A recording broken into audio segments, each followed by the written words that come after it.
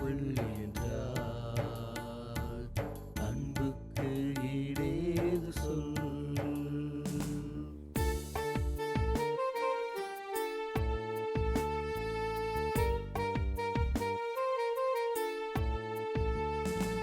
மன்னோர்கள் மொழி பேசினும் அன்புக்கு ஈடாகுமா?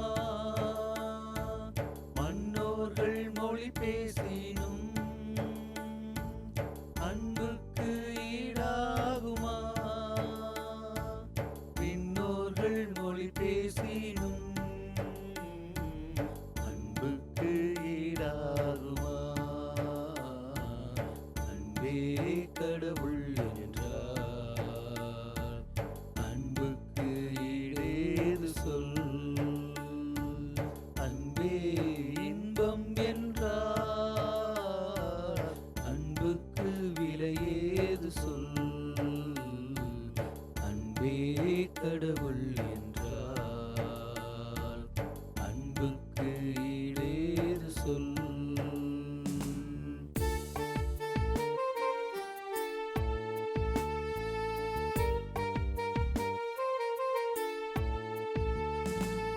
இறைவாக்கு சொல்வரமும்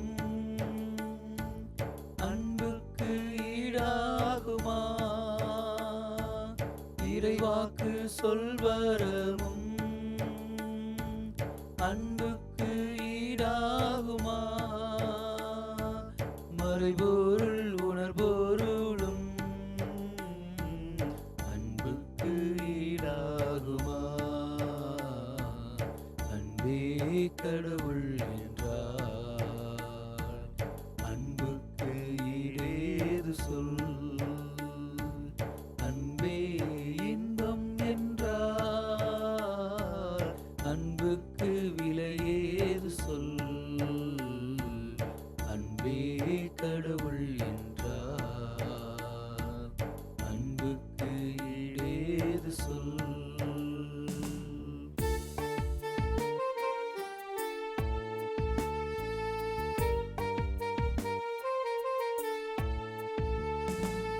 அளவில்லா அறிவு தீரன்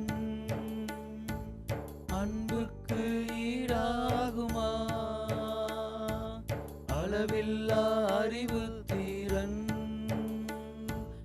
அன்புக்கு ஈடாகுமா? மலை பெயர் விசுவாசமும் அன்புக்கு ஈடாகுமா? அன்பே கடவுள் என்றால் அன்புக்கு ஈடேது சொல். அன்பே இன்பம் என்றால் அன்புக்கு விலையேது சொல். அன்பே கடவுள் என்றால் அன்புக்கு ஈடேது சொல்.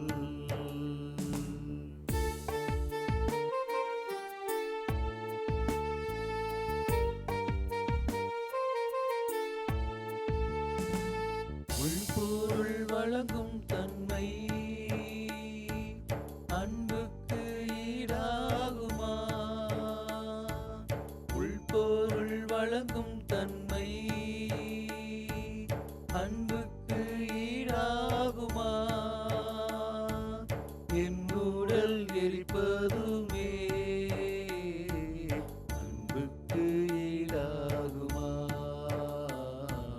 அன்பே கடவுள் என்றால் அன்புக்கு ஈடேது சொல். அன்பே இன்பம் என்றால் அன்புக்கு விலையேது சொல். அன்பே கடவுள் என்றால் அன்புக்கு ஈடேது சொல்.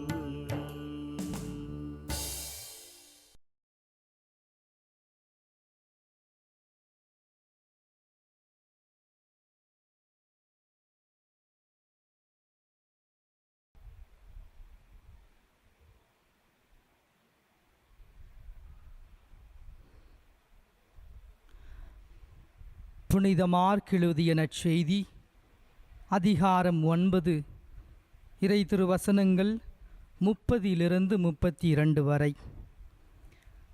அவர்கள் அங்கிருந்து புறப்பட்டு கலிலேயா வழியாகச் சென்றார்கள். அது யாருக்கும் தெரியக்கூடாது என்று இயேசு விரும்பினார். ஏனெனில் மானிட மகன் மக்களின் கையில் ஒப்படைக்கப்பட இருக்கின்றார். அவர்கள் அவரை கொலை செய்வார்கள். கொல்லப்பட்டு 3 நாட்களுக்கு பின் அவர் உயிருடன் எழுப்பப்பட இருக்கின்றார் என்று அவர் தம் சீடர்களுக்கு கற்பித்து கொண்டிருந்தார். அவர் சொன்னது அவர்களுக்கு விளங்கவில்லை. அவரிடம் விளக்கம் கேட்கவும் அவர்கள் அஞ்சினார்கள். இது கிறிஸ்து வழங்கும் நற்செய்தி. கிறிஸ்துவே உமக்கு புகழ். இறையேசுவில் பிரியமான எமதருமை சகோதர சகோதரிகளே, உங்கள் அனைவருக்கும் நம் ஆண்டவர் இயேசு கிறிஸ்துவின் பெயரால் நிறைவான ஆசீர்வாதமும் வாழ்த்துக்களும்.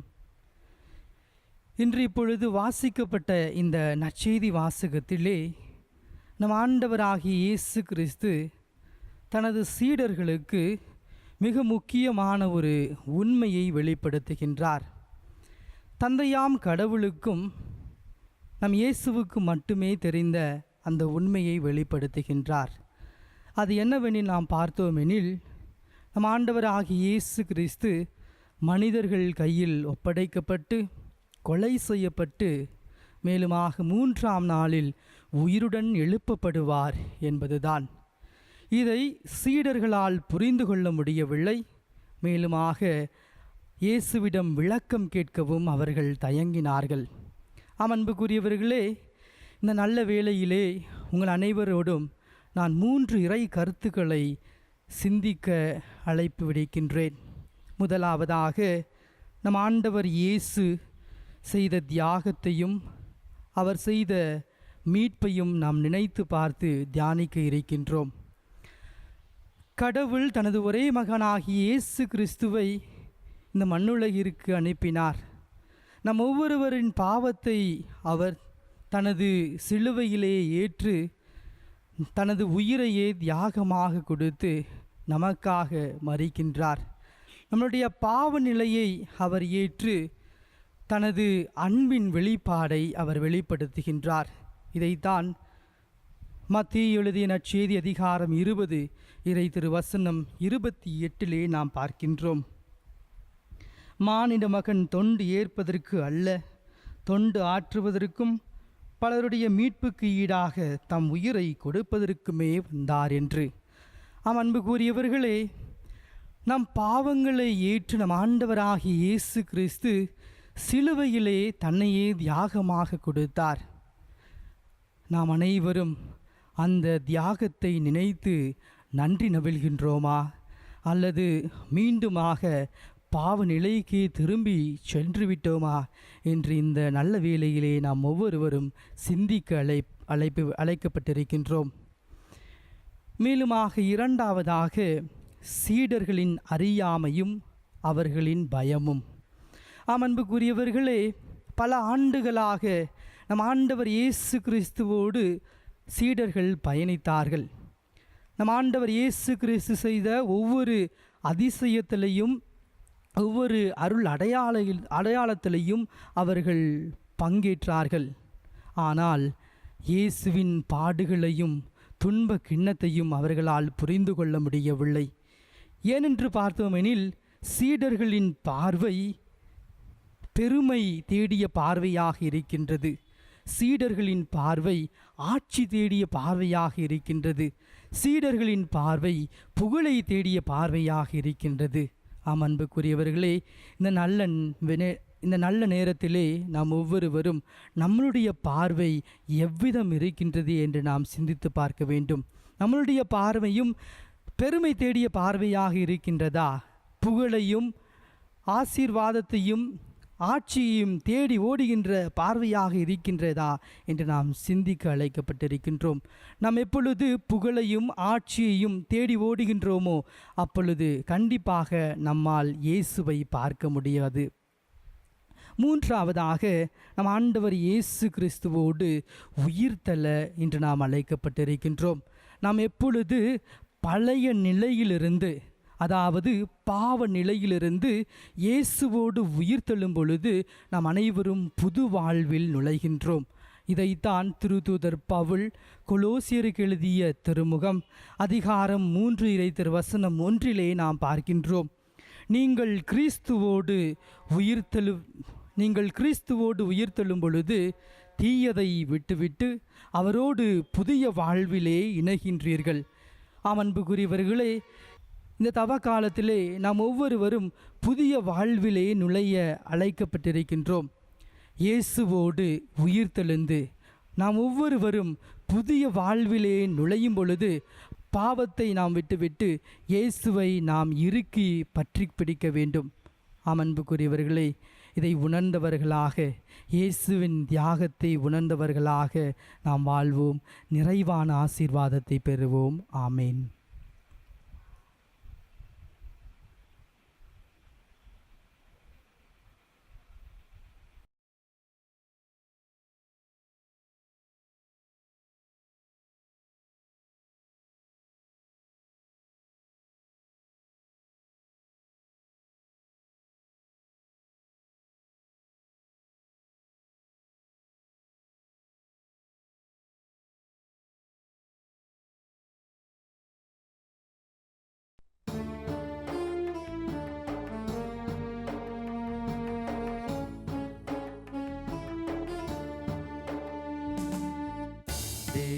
கடவுள் என்றார், அன்புக்கு ஈடேது சொல். அன்பே இன்பம் என்றார், அன்புக்கு விலையேது சொல். அன்பே கடவுள் என்றார், அன்புக்கு ஈடேது சொல்.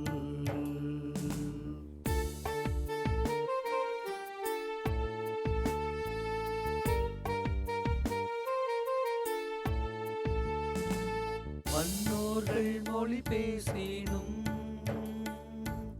அன்புக்கு ஈடாகுமா? மன்னோர்கள் மொழி பேசினும் அன்புக்கு ஈடாகுமா? விண்ணோர்கள் மொழி பேசினும் அன்புக்கு ஈடாகுமா? அன்பே கடவுள் என்றார், அன்புக்கு ஈடேது சொல். அன்பே இன்பம் என்றார், அன்புக்கு விலையேது சொல். அன்பே கடவுள் என்றார், அன்புக்கு ஈடேது சொல்.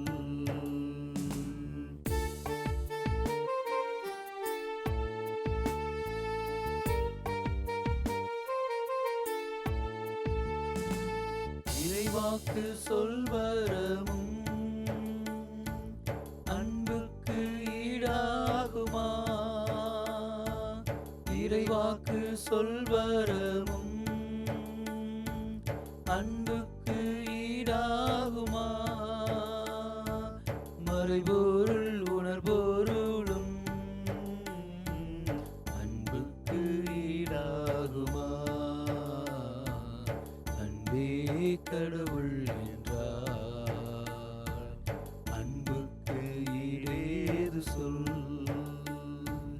அன்பே இன்பம் என்றார், அன்புக்கு விலையேது சொல். அன்பே கடவுள் என்றார், அன்புக்கு ஈடேது சொல்.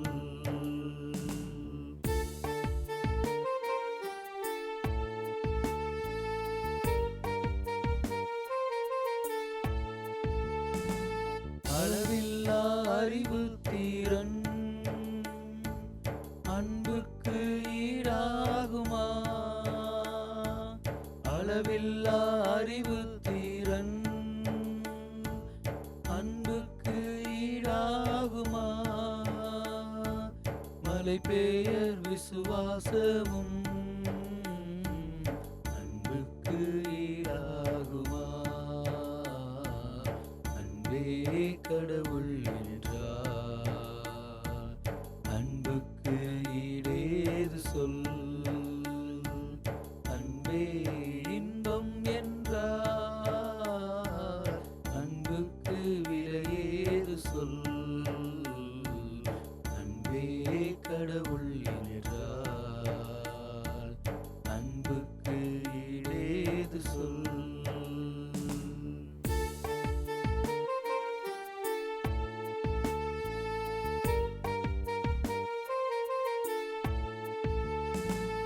உள்பொருள் வழங்கும் தன்மை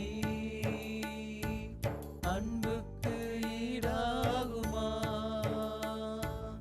உள்பொருள் வழங்கும் தன்மை அன்புக்கு ஈடாகுமா? என் உடல் எரிப்பதுமே அன்புக்கு ஈடாகுமா? அன்பே கடவுள் என்றார். அன்புக்கு ஈடேது சொல்? அன்பே இன்பம் என்றார். அன்புக்கு விலையேது சொல்? அன்பே கடவுள் என்றார். அன்புக்கு ஈடேது சொல்?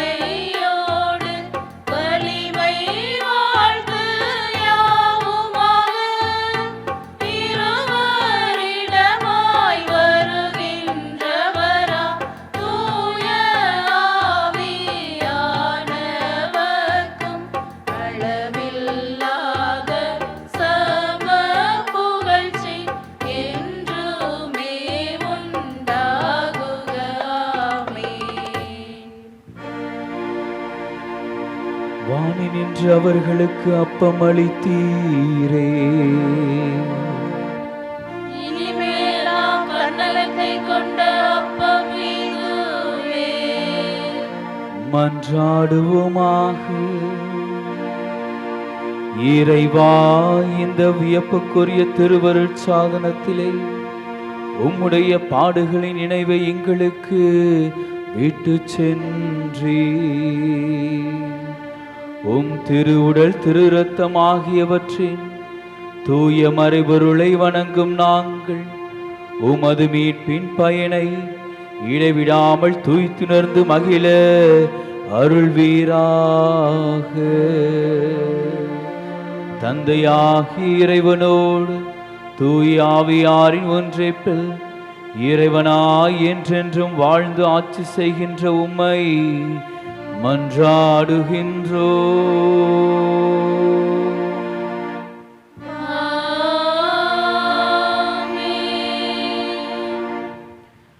அனைவரும் தலைவணங்கி இறைவனின் ஆசீரை பெறுவோம்.